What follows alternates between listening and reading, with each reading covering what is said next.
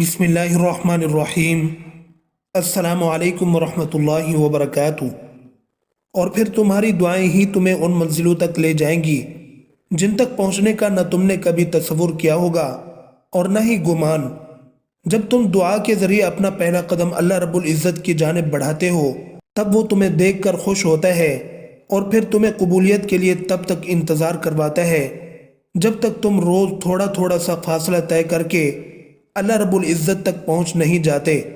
جب اللہ رب العزت کی رضا کے بغیر اس کائنات کا ایک پتہ بھی نہیں ہل سکتا تو پھر تمہارے دل کا ہر بار اللہ رب العزت سے رجوع کرنا، اس سے مانگنا بے وجہ نہیں ہے۔ جو ہاتھوں میں اتنی جان ڈال دیتا ہے کہ وہ دعا کے لیے اٹھ سکے، وہ پھر ان اٹھنے والے ہاتھوں کی لاج بھی رکھتا ہے۔ وہ اگر تمہیں آزمائش میں ڈالتا ہے تو مت بھولو کہ وہ رحیم اس سے بھی زیادہ ہے۔ وہ جب تمہیں جنگ کے میدان میں لا کر کھڑا کر دیتا ہے تو طاقت بھی اتنی دیتا ہے کہ تم پوری دنیا سے اکیلے لڑ جاؤ۔ وقت کوئی بھی ایک سا نہیں رہتا۔ اللہ رب العزت تمہیں کبھی بھی مسلسل تکلیف میں نہیں رکھتا۔ کچھ چیزوں کی حقیقت تمہیں بعض اوقات دیر سے سمجھ آتی ہے، مگر جب تم انہیں سمجھ جاتے ہو تو تم جان جاتے ہو کہ اس چیز کے دیر سے ملنے میں کتنی ان گنت مصلحتیں تھیں۔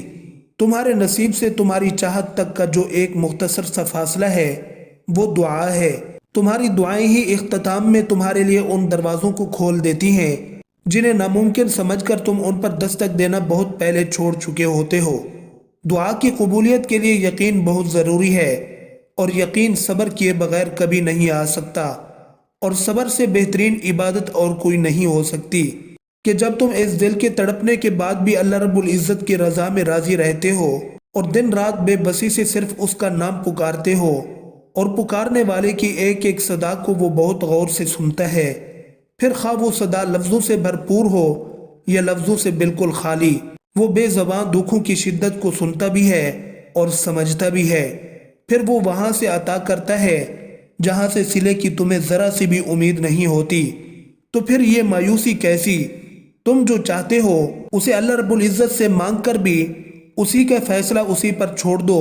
تم جو سوچتے ہو، جو مانگتے ہو، تمہیں ہو بہو وہی دیا جاتا ہے۔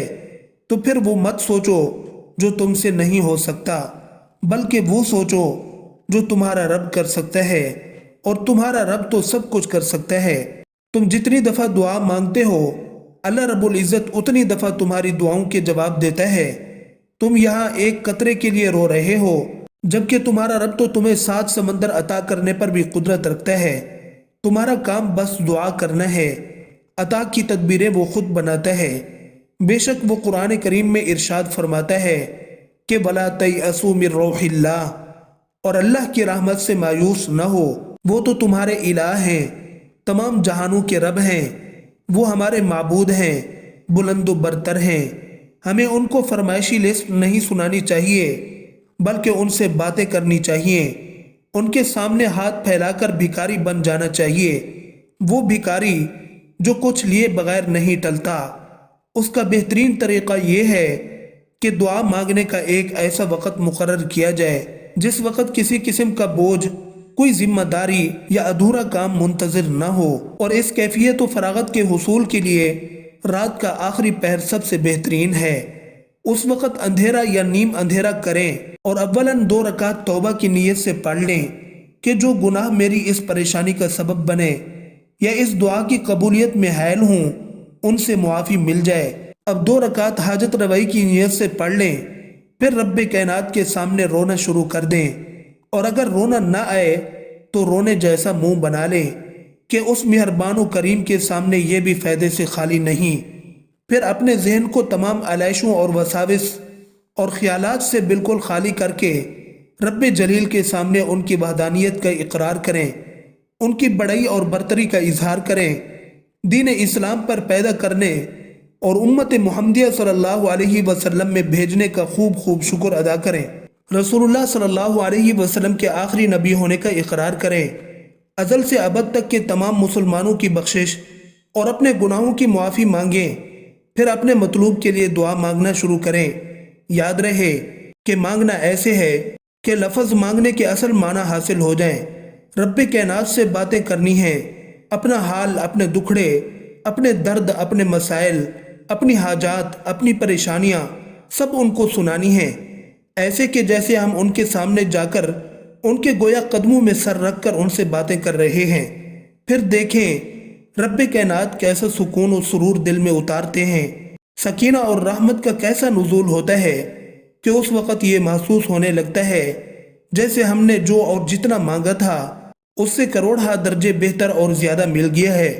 روحانی ترقیاں نصیب ہونے لگتی ہیں، رب کائنات سے تعلق مضبوط ہونے لگتا ہے، اللہ کا قرب حاصل ہونے لگتا ہے، حتیٰ کہ اللہ رب العزت کے انعامات کی بارش ہونے لگتی ہے اور ان کا ادراک و احساس ہونے لگتا ہے۔ جب قبولیت کی منتظر آنکھیں اضطراب سے بھرے دل اللہ کی بارگاہ میں دعائیں مانگ مانگ کر تھک جاتی ہیں نا، تبھی اللہ ان منتظر آنکھوں کو کن کا نظارہ کراتا ہے اور کن فیکون کے کچھ خاص اشارے بھی ظاہر کرتا ہے۔ اللہ کی طرف سے یہ حیرت انگیز اشارے تمہاری دعاؤں کی قبولیت اور ان گنت خوشیوں کا سبب بنتے ہیں۔ کب یہ اشارے ظاہر ہوں گے اور کب یہ نشانیاں سامنے آئیں گی؟ کن فیکون کے حیرت انگیز اشاروں میں سے ایک اشارہ یہ ہے کہ جب تم لاکھ مصروفیت کے باوجود بھی اٹھتے بیٹھتے، چلتے پھرتے، سوتے جاگتے اللہ کا ذکر کرنے لگو تو سمجھ جانا کن فیکون کا وقت آ پہنچا ہے اور اللہ تمہاری دعا کو قبولیت کا شرف بخشنے والا ہے۔